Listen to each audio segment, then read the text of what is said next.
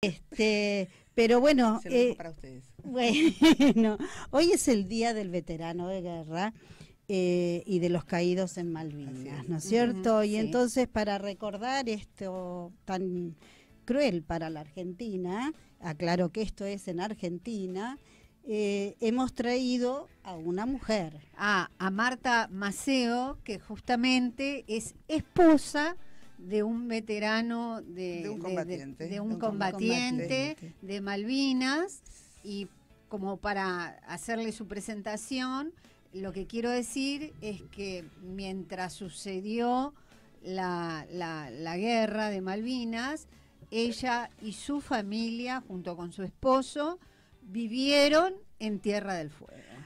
Así es, Alejandra. Nosotros vivíamos en Tierra del Fuego porque mi esposo, que era marino de guerra, estaba destinado a ese lugar. Y cuando nos sorprendió el 82, bueno, él estaba a cargo de un barco que tenían que patrullar todo lo que era el canal de Beagle. Porque como ya he sabido públicamente, que teníamos vecinos que pasaban informe a los ingleses. Claro, ¿no es cierto? Las costas de Chile en el canal de Beagle están muy cerca, digamos, y claro, era un peligro en ese entonces. Bueno, les agradezco que me inviten para hablar de esto, porque es algo que está en el corazón y que nunca se olvida, y que, como decían hoy, hay que malvinizar, seguirle contando a los jóvenes que por ahí ni saben qué pasó, contarles qué es lo que pasó. Yo lo que les puedo contar es desde mi punto de vista como una mamá que estaba con sus hijos en casa y que de golpe viene mi esposo una mañana y me dice: tomamos las Malvinas. Y yo ahí me quedé absorta y dije, pensé, qué locura. Pero bueno, siempre uno era muy joven y siempre dentro de uno tenía un halo de esperanza. ¿Cómo estaba formada tu familia en ese tiempo?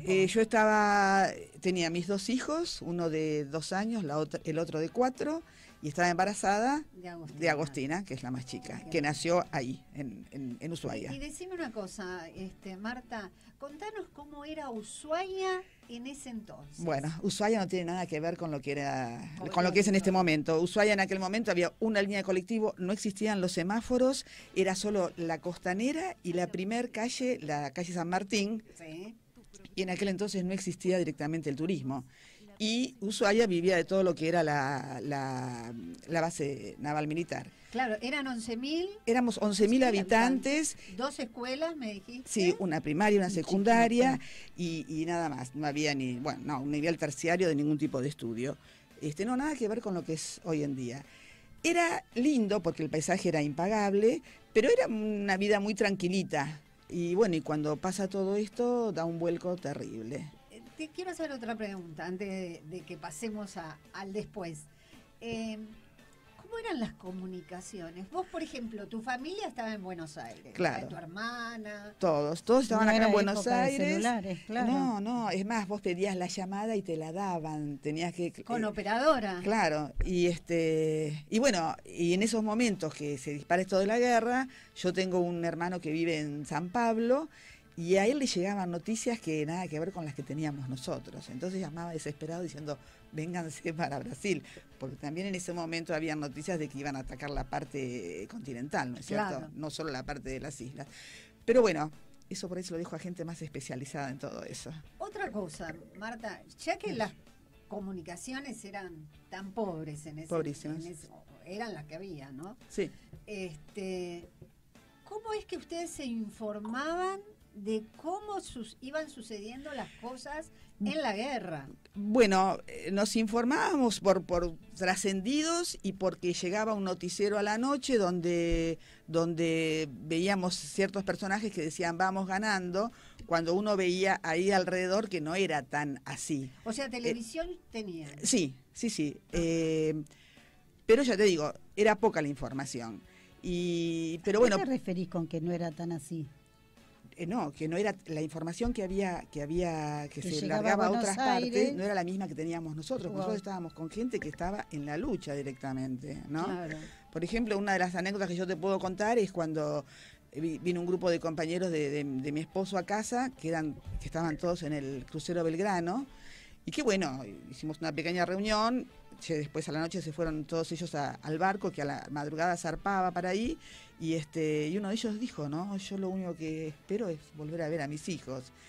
Entonces ¿Volvió? se veía, sí, gracias a Dios sí, él sí, muchos otros La no. mayoría Bueno, del ¿y Belgrano qué no. pasó cuando ustedes se enteraron lo de Belgrano? Lo del... Bueno, ahí en Ushuaia, que éramos pocos, se hizo todo un movimiento en la ciudad donde toda la gente llevaba una flor blanca para tirar en el mar.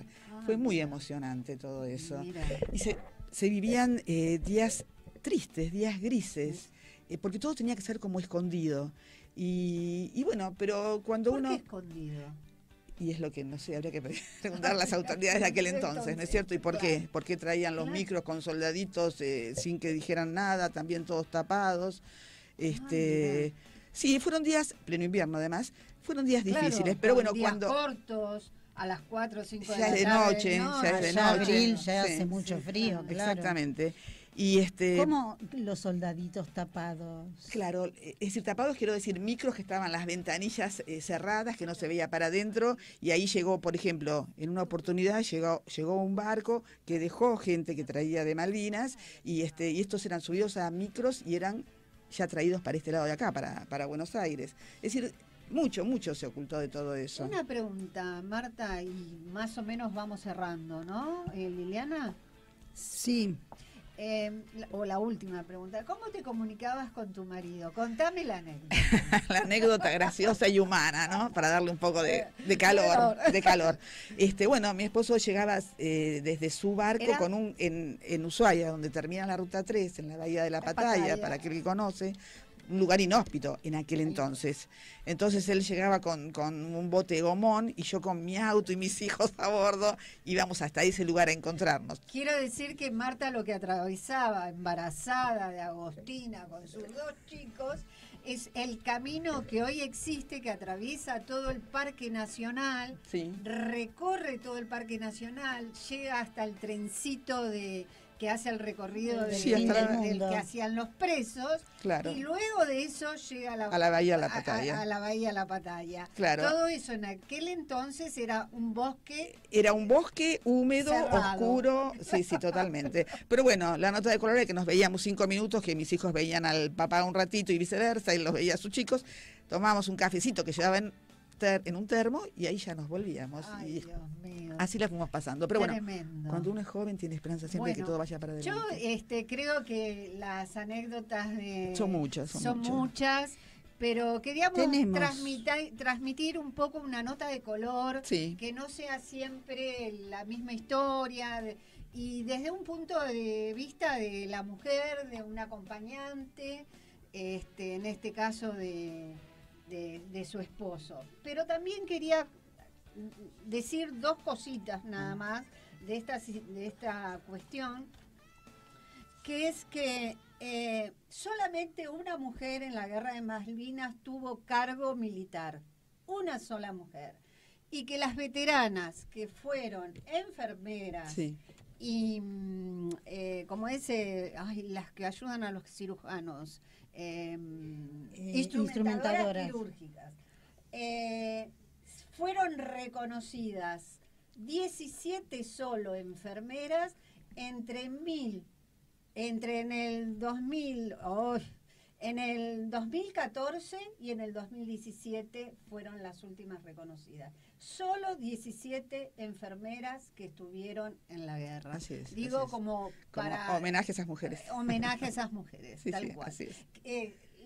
Lo que significa, que ser reconocidas como veteranas tienen la posibilidad de recibir la pensión honorífica. Es lo que Solo correspondería. 17 mujeres. Así es.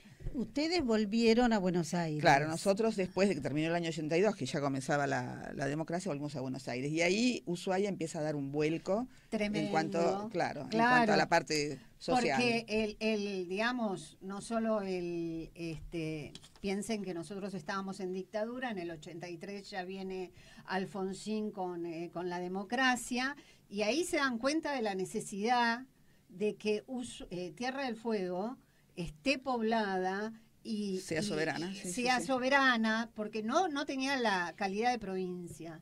exactamente. Y la calidad de provincia recién la tiene en los años 90. Hoy Tierra del Fuego tiene 195.000 habitantes. Claro, sí, no, es una ciudad enorme, enorme. Bueno, Yo gracias por haberme invitado. Me yo encantó quería hablar de hacerte una esto. pregunta Sí. más.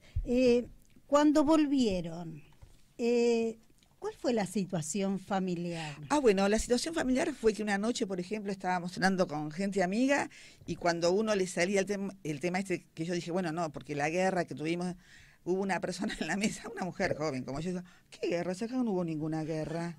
Ah, Y yo decía, no, Dios mío, qué tremendo, falta de comunicación y de sensibilidad, ¿no es cierto? cual, de tal sensibilidad. Y de empat- información. y ¿no? de empatía, ¿no? Y de empatía. Bueno, totalmente. Básicamente. Totalmente. Pero, digamos, tu marido siguió trabajando en. No, mi esposo en a las fuerzas. partir de esa guerra se fue desilusionado y cambió de actividad por la Marina Mercante. Pero, y eso que cuando se declara esta guerra, yo que le digo a mi esposo, ay, es una barbaridad, me dice, pero yo me entrené para esto. Él Claro. convencidísimo de eso. Claro. Pero bueno. Pero digo, ustedes volvieron por el fin de la guerra. No, volvimos a fin de año de ese año porque a él ya se le terminaba ese destino. Ah, Claro. ok. Bueno, antes que Este- se despida a Marta, que nos hizo el favor de sostener Sí.